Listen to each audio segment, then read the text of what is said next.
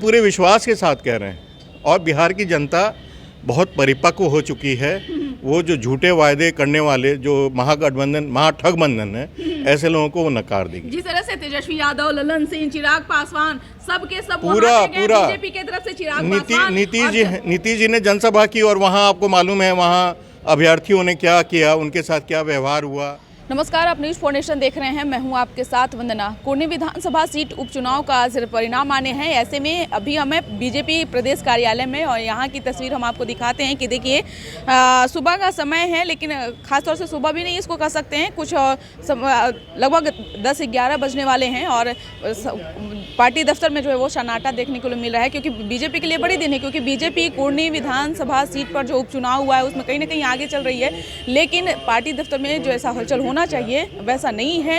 अभी जस्ट जो है एमएलसी पहुंचे हैं बीजेपी के देवेश जी, और वो अभी मीडियाकर्मी से बात कर रहे हैं। हालांकि प्रदेश कार्यालय की और नेताओं की अगर बात करें तो यहाँ पे कुछ ऐसा हलचल नहीं है और इनसे भी बात करने की कोशिश करेंगे कि जिस तरह से परिणाम आ रहे हैं, लगातार बीजेपी के लिए जो है मुश्किलें बढ़ती जा रही थी। ऐसे में जब बीजेपी के लिए जो सीट है वो धीरे धीरे आसान होता नजर आ रहा है, तो कहीं ना कहीं यह बड़ी जीत जो है बीजेपी के लिए है, क्योंकि नीतीश कुमार ने एनडीए से अलग होकर महागठबंधन के साथ सरकार बनाई, तो कहीं ना कहीं जो उनका फैसला था वो इस सीट अगर जीत जाते तो कहीं ना कहीं उनका फैसला जो है वो सही साबित होता। और वहीं अगर बीजेपी की अगर बात करें तो बीजेपी जो है अगर सीट जीत जाती है तो कहीं ना कहीं शक्ति जो है वो शक्ति प्रदर्शन एक तरह से जो है वो कहा जाएगा।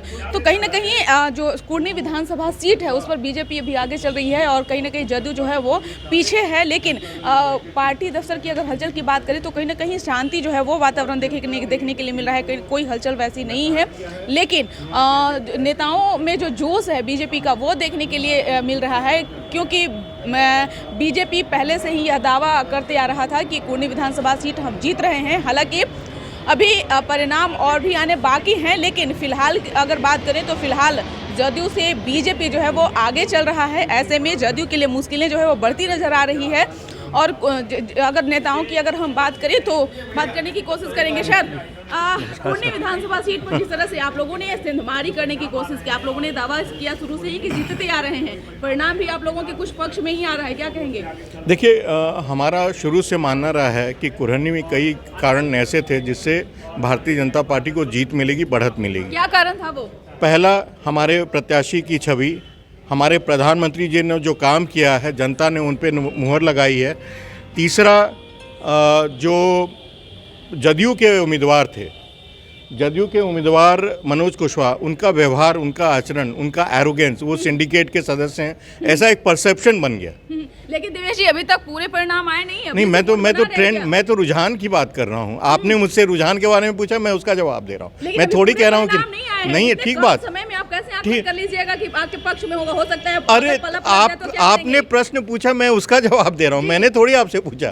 आपने पूछा कि बीजेपी आगे बढ़त बनाई हुई है, उसके बारे में क्या कहें, तो हमने कहा कि हमारा मानना है कि हम जीतेंगे। मैं अपनी बात कह, जीत जाएंगे सीट, हम तो पूरे विश्वास के साथ कह रहे हैं और बिहार की जनता बहुत परिपक्व हो चुकी है।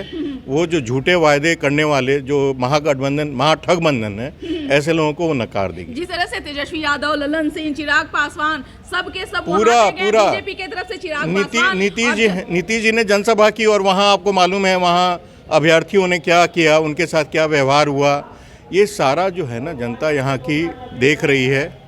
और दिनकर राष्ट्र कवि ने कहा था कि सिंहासन खाली करो कि जनता आती है। नीतीश जी के लिए बहुत बड़ा ये सबक है।